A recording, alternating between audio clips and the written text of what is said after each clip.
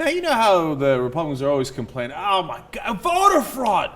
Voter fraud! These Democrats in the acorn with a voter fraud and registering people illegally. Oh, can you believe it? Mickey Mouse and Tony Romo were registered in Nevada.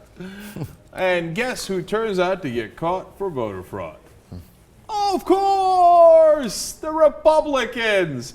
It's an outfit called Strategic Allied Consulting. That's their new name. That's their new name because they've done this many times before, and they keep changing their names, and the Republicans keep hiring them. They change their names, and they take the guy who owns it, who's been under investigation many times for voter fraud. They take his name off of Strategic Alliance Committee or whatever the hell it's called. His name is Sproul, and it used to be Sproul's company, Sproul Consulting, etc. But he's not even listed among the executive officers of the new company when he is, in fact, the executive officer. Exactly. So let's show you what they did. First of all, the RNC has given this company $3.1 million in this election, 2012. All in swing states. Yep. Big turnout for voter registration drives in swing states, and then a couple get out the vote election day moves. But all, from Wisconsin, Colorado, Virginia, the states you would expect to be hearing about. Absolutely. Romney campaign has given him $889, so that's part of it. Obviously, the RNC given much, much more. Romney campaign says, who's Sproul? Romney gave him $889? Yeah. By the way, that's like a bill that Newt Gingrich would get and not pay. Yeah, well, among many bills that Newt Gingrich doesn't pay. But yeah, they say, look, we rented some office from them, etc. So the connection to the RNC obviously is much stronger. But it's not like Republicans aren't familiar with this firm. Golly gee, we made a mistake. In 2004, as you saw there, Bush Cheney paid these same guys $7.4 million. And this is what they do. So what are they charged with in Florida? Well, as Ben explained, they're in all the swing states now, working for the RNC, working for the Republicans. But they got caught initially in Florida. So here's what they were doing in of all places, Palm Beach County, and then it turns out, of course, in many other counties of Florida as well. Destroying Democratic voter registration forms, that's actually the most important. Then names for absent from the voter registration rolls, partisan voter registration efforts, systematically lying about the proposed bills. And then in an earlier effort, they had done an effort to place Ralph Nader on the ballot in Arizona so that he would take away voters from Democrats in 2004 so that Bush could win easier. So these guys got every dirty trick in the book. They're putting in more Republican registrations. They're taking the Democratic registrations, ripping them up, etc. Now, look, the thing about registering more Republicans, it's got issues. You shouldn't do it, obviously, like in terms of, in fact, we found tape on it earlier in the week. We didn't know that it was all connected. There was a girl outside of Colorado Springs grocery store who got busted doing this, registering only Republicans and not Democrats. In fact, let's show you that video again, because it's interesting how stone cold busted she is. Video 6. Oh, wait, I thought you were registering voters a minute ago. I am. Okay. And who are you registering? All voters? Well, I'm actually trying to register people for a particular party because we're out here in support of Romney, actually. And who's paying you for this? Oh, let me see. We're working for the county clerk's office. Okay, you cannot come out here and register one party, lady.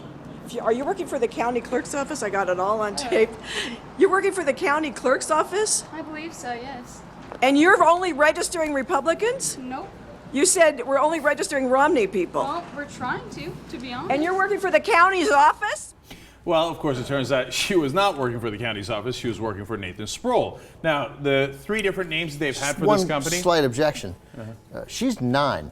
Yeah, she doesn't know what she's doing. They just hire these folks, to go and register people. She obviously has no idea what she's allowed to do and not allowed to do.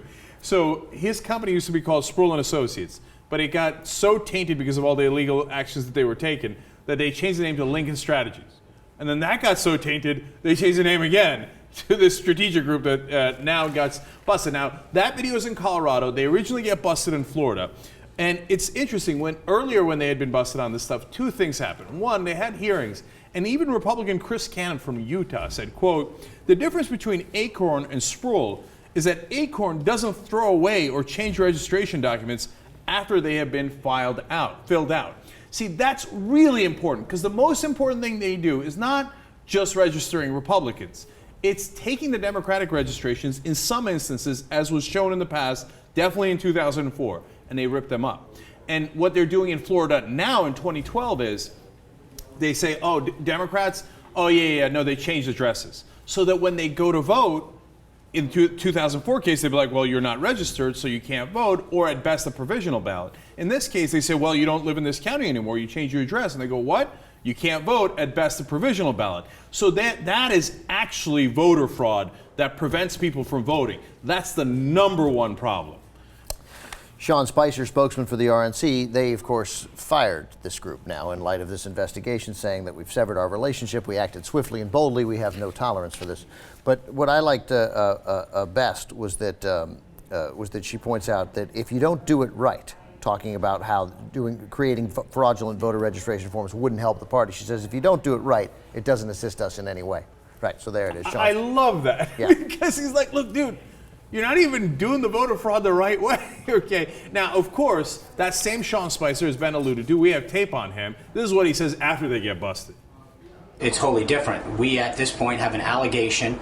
That mere allegation has caused us to act swiftly and boldly and sever our ties with this firm because we have a zero tolerance when it comes to this. The other side clearly engaged for a long time in inappropriate behavior. We don't believe that that's appropriate, and we wanted to make a swift and bold action to illustrate that. You kind of reminded me of Mueldi Moore. Sex? What are you talking about? Is that what? Man, that's crazy. That's crazy, dog. Okay, in this case, voter fraud. What are you doing? Sproul and Associate, Nathan Sproul. Now, he says, oh, we severed ties right away once you caught us. But it's not like the RNC didn't know who this guy is. They've hired him over and over and over again. Point number two as to what happened in the past. Also, by the way, he says that they had him change the name, that the RNC tried to conceal his identity. Like the guy says that. I've got a quote on it. Sproul said, this is the guy who's doing the voter fraud, said he created Strategic Allied Consulting at the RNC's request because the party wanted to avoid being publicly linked to the past allegations. So Spicer and the party definitely knew. In fact, they told the guy, hey, we want to keep having you do the fraud, just change the name. Spicer said, I don't know about that. I don't know anything about that. Not me. Voter fraud. So, look, this is Republican 101. Whatever they accuse the Democrats of doing is exactly what they're doing. It is projection, so they know they're doing voter fraud. They've been doing voter fraud for a long time. They know how to do voter fraud. In fact, they get a little annoyed if you don't do it right. Yeah, voter fraud is voter disenfranchisement. That's what they do. That's the danger. That's the only voter fraud story in this country. We've had, how many studies now about instances of the kind of voter fraud that Republicans talk about, of dead people voting and showing, what is it? What's the number? It's like 171 of the last 600 billion votes cast? Yeah, so no, but it's funny, but it's true. There's more shark attacks in Florida than actual voter fraud at the polls that they can point to, let alone on the Democratic side. So the kind what the Republicans are talking about, where somebody goes to vote as a dead person or goes to vote multiple times, etc., almost never happens. But this is voter fraud that happens apparently all the time. In this story, there's a quote, this is an LA Times story, and there's a quote here from a guy named Daniel A. Smith. He's a professor of election law at the University of Florida. And what he says here is correct, so let me be clear. I'm not getting on Professor Daniel A. Smith, but it's about the sense of outrage that this causes. He says if they're changing addresses out of county, it is potentially disenfranchisement. And he's correct.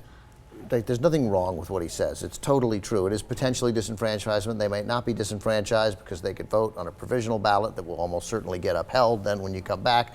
But the bottom line is that they know that it will get some people disenfranchised when you move them out of county. And so reasonable people like us and like Professor Daniel Smith treat this in a matter of, they treat it in a respectful manner. Like, well, it's potential disenfranchisement.